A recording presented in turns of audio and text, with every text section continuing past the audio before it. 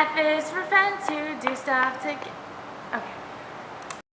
Hi everyone, Sister Intern here, along with Patrick, known as @GuyLovingGod on Twitter. You should go follow him. We are going to continue on with the second half of the Authentic Friendship series. You can catch the first half on his channel. I'll leave a link in the description below.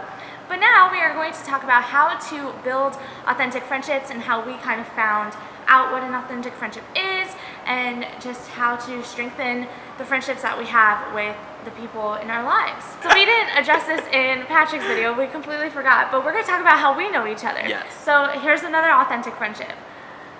Do you want to tell it or do you want me to tell? I don't mind. Either Go for way. it. Okay, so at the University of Florida, go Gators. I was a junior, and you entered in your freshman year then, and yeah, you came to an event with Catholic Gators. What was your first event? I came to a barbecue my first time during the summer. Okay. But I feel like we probably met at CSF. Yeah. Which is Catholic Student Fellowship. Because I wasn't there during the summer. Right. Okay. Yeah, so we met at Catholic Student Fellowship there in Gainesville. And yeah, I mean, Tanya's awesome. Like, you're watching her video, so... Susie. I feel like we're better friends now, though, than we were in school. Because we knew of each other, Yeah. but we didn't, know each other. Now, I feel like we know each other more. I don't know. Friendships develop over time. Yeah, they do. It does take time. So let's talk about how you found out what authentic friendship is. Yeah, so I mean, I've had numerous instances over the years of examples of authentic friendship. What really comes to mind is when I went back down to Miami and getting deep here. So I went down to Miami to help take care of my grandmother, and she had passed away, and literally that very night I was going to Mass because I had to as one of the leadership team down in Miami, and that Mass was incredibly difficult for me to just attend, let alone be on leadership for, and the rest of leadership really helped me through that. They pulled together, and before the Mass they were all just coming up and making sure that I was okay, and making sure that I was genuinely all right to sit through that Mass. That they went to Father and had the Mass dedicated for my grandmother, and it was just something that truly showed me how deep their friendship lied for me, and it was really impacting at that moment to know, wow, I have this core group of my community that loves me so deeply that they're going to do everything in their power to make sure that I can get through this point of desolation. In a similar way, I kind of found authentic friendships also. It does happen through tough times. That's when friends truly show who they are, and they reveal, what your relationship with them is like. But I was bullied all throughout school. I mean, it wasn't until college where I found those authentic friendships, and I didn't even want to be involved with Catholic Gators at first, but I met some of the people and they were so genuine, and they were willing to do whatever it was for me, and take me different places, and they didn't care if I couldn't do anything for them. They were just so genuine. Movie night at Claude's. Right. Movie night at Claude's. Hi Claude, if you're watching. The difference in what a friendship is and should be, and what I was dealing with, was just polar opposite. And it definitely takes a lot of prayer to just ask God to reveal those friendships to you, because it was a miracle that it was found in college. So Hannah asked me, she commented in one of my videos, how did you develop such a beautiful friendship and faith life with your squad? So first off, like I mentioned, it all started off in prayer. It was a desire in my heart that I wanted friendships like this. I don't know if you feel the same way. Yeah, I mean, same. I've encountered those same things where for me it was really encountering fake friends a lot, where I was just let down after let down, and I wanted to make sure that I could encounter real, true people and encounter that community with them. And also, after you know you have that desire in your heart, everyone has this desire, you pray with it, then you surround yourself by people who can actually fulfill those desires. Yeah. Like, you don't surround yourself with people who you know will use you. You know, you look for that community with the same values and, you know, the desires on their heart also. And that maybe takes like weeding out some friendships that aren't really friendships, and it might be tough, but it's worth it in the end to surround yourself by people that care about you and you can grow with. First is to pray. Second, to build that community. Surround yourself with people that you want to be. Like, surround yourself with those that you want to be like. Right. Very nicely put. I like that. And then third is leading each other to holiness. How do you do this? First thing, be vulnerable. Be authentic yourself. If you want to have a friend be authentic with you, you have to reciprocate that. You have to make sure that you're being authentic with them, and that you're not holding back from them. I mean, don't necessarily walk up to the first person you see and start spilling out your life story, right? Because friendships take time.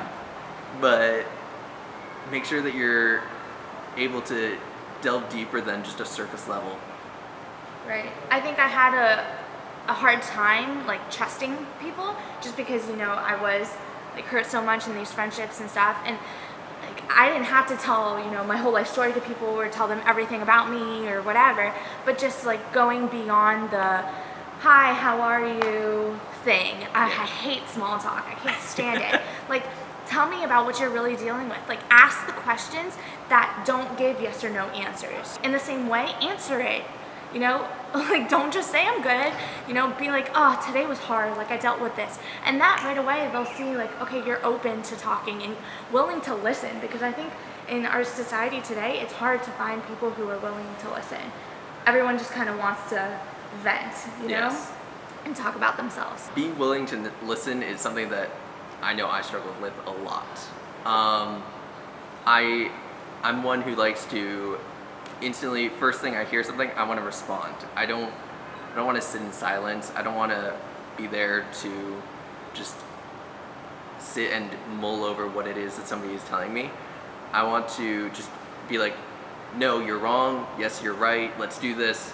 And just instantly respond with some remark.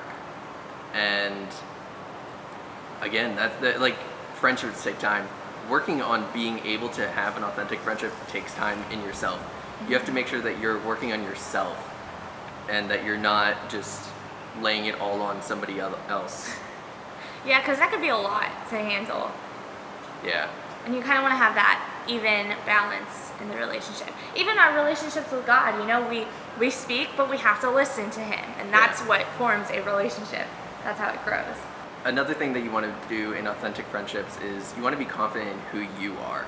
I mean, yeah, you want to be surrounding yourself with people that you aspire to be like, but make sure that you're not trying to be fake yourself. Be true to yourself. Be authentic. Make sure that, hey, I have flaws, but I'm going to live them out and work on improving myself and not try and just hide them.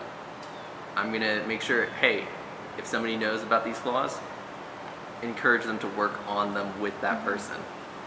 Growing together. Yes. It's one of the biggest things in a friendship. I mean, like, you're dealing with the same things as your friends are, just nobody talks about it. And I say this all the time because it's so true. I found that in all of my closest relationships, like, we're all dealing with some form of the same thing, whether that be like confidence issues or jealousy or comparisons, like that kind of thing. But if you talk about it, you're able to grow together and you're able to like unite even closer because you know that you can bond in this way and like help each other out, and that unites you even closer to Christ if you're striving for this holiness and this goal.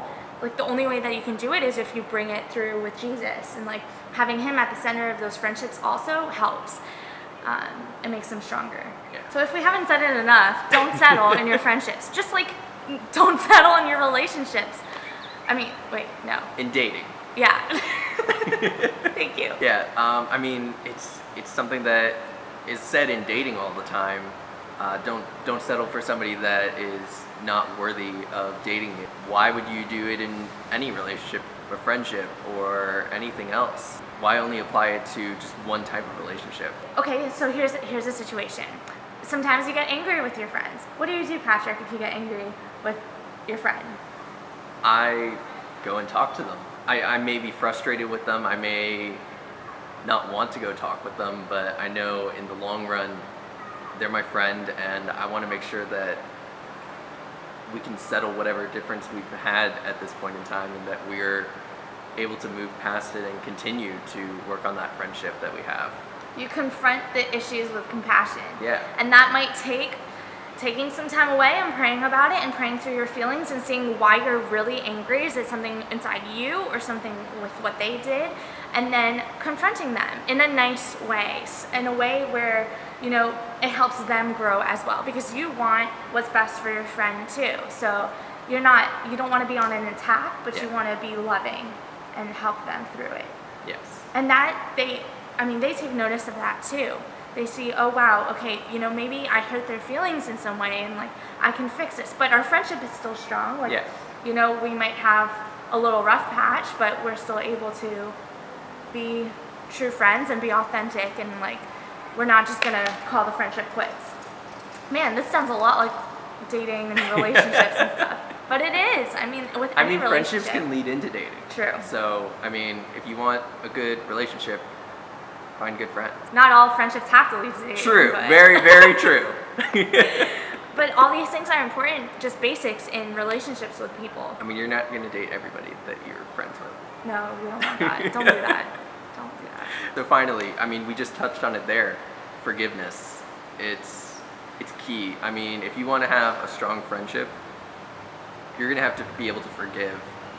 We as humans are naturally going to sin and naturally going to fault ourselves, and none of us are perfect.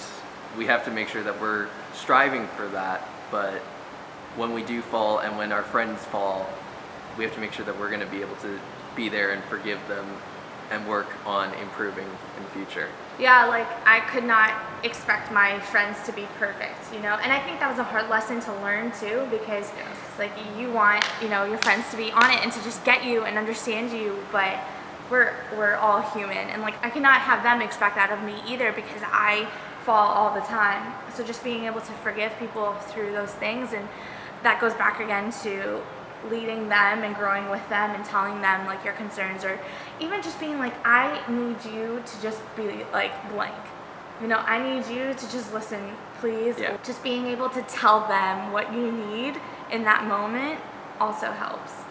So just being like honest, truthful, authentic. That's what it is, just being yourself. And you'll find the greatest friendships ever. It has its like little challenges and everything, but the beauty of it is unlike anything else. And you can find these kind of friendships anywhere. If you're in college, a local Catholic student center. If you're back home, seek out, you know, those young adult events, or, you know, find a common connection, like an activity that you like to do, and start from there. It doesn't have to be 0 to 100, like, you know, be my friend, like listen to all my deepest like feelings or whatever. No, it doesn't have to start there. You can find these friendships in just, you know, common activities at first and grow from there. Take it day by day. Maybe another thing too is doing as much as you can together. Those deep friends, like, you're not going to do just one thing with them. You're gonna, you may bond over just that one thing, but you're gonna want to do everything with them. You're gonna want to do, you're gonna want to go bowling. You're gonna want to go to church. You're gonna want to go run in the rain. I mean, just anything you're gonna want to do with those people. And you don't have to have a separation of friendships either. I think like sometimes we think, oh, we have our school friends and we have our church friends. All of those things, they can come together. Like your school friends can be your church friends, and your church friends can be your school friends, and they can hang out with each other too. And that is so beautiful to see that happen. I know that was incredible in college to just have all your friends coming together, because then they can have friendships with each other, and you know, it doesn't have to be like, these are my friends. Like that's not the world in which we're called to live in. Like we're all supposed to be friends and love each other and like unite, because we're all supposed to get to heaven together. Maybe you have your best friends that are in relationships or are about to be in relationships, and you're kind of scared about how those friendships are going to change, or if you're going to lose them or whatever. Just be confident in your relationship with them. Allow them to grow, just like you want to allow yourself to grow. Like, they need that time to spend with their partner and learn about each other and everything. Like, I've had some of my closest friends be in relationships, and yes, that relationship changes, but it doesn't mean that you lose that friendship. Like, you just learn to grow in a different way, and you have to give them that time to be with the person that they might spend the rest of their life with. But you have to be supportive, and you still say like, hey, listen, can we talk? Can we hang out? Like, it might be more scheduled, but you still make time for the people that you care about. When you're in a relationship with somebody, it's more than just a romantic and intimate relationship. You're also going to be friends with that person. You have to be. I mean, if you're going to live with that person, you're not romantic gooey all the time. You have what? No, just kidding. You have to make sure that you are friends with that individual also, and that you're able to live your life around that person with them and be authentic with them, since you're literally as close as you can be with that person. So if you're not able to have those authentic friendships with the opposite sex and your own sex even, I mean, then it's going to be really difficult to maintain that relationship. And when you get married, like, you want to have your squad, you know, like, with you and supporting you. Like, to quote Hannah's comment, you know, you want that authentic squad, the ones who helped you become who you are for your husband or your wife. Like, these are the people who are helping you on your journey, and like, you want them there with you. You know, you don't want people there who are like, they're just there because I need someone to fill the space. Like, you don't want that, you know? When you invite them to your wedding, you want them to be able to tell a story about you that you are embarrassed to hear. If your friend is doing something that is not good for their soul, what should you do, Patrick? Be upfront with them. I mean, like, you want to make sure that you see them in heaven one day. You want to make sure that they're becoming a saint as well, and that they're going to make it to heaven, and that you can see them and celebrate with them in heaven.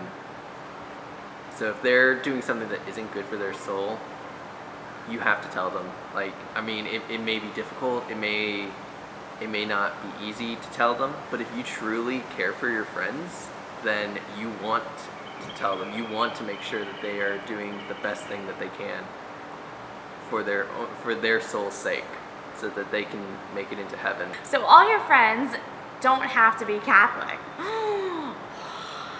No, you have friends that aren't Catholic, and that's okay. You can still have authentic relationships with them. Just use these same things with them. Like, that's the bottom line, you know? If you're living out your faith and you're genuine and you're authentic, that'll lead them possibly to the faith and to, you know, those other relationships, because we're all searching for these things. We're all wanting these same things. And if you're able to show people like the goodness of it and the truth of what a friendship should be, then, you know, that can make such a difference in somebody's life. Do you have anything to add to that? Don't. And to build these friendships, it doesn't mean you have to sit in church and pray all day. Like, go and have fun. Go do things together. Do ministries, work together. Go hike a mountain. Go swimming. Like, you know, do fun activities. Be yourself. Be authentic. All right, so that is it for today's video. Hope you enjoyed. If you have any questions about authentic friendships and such, leave them in the comments below. You can find Patrick on his YouTube channel. I will link it also in the description. And check out his Twitter. At GuyLovingGod. At GuyLovingGod. And you can catch me on Twitter too, at tporcelino. And as always, we are praying for you. Bye.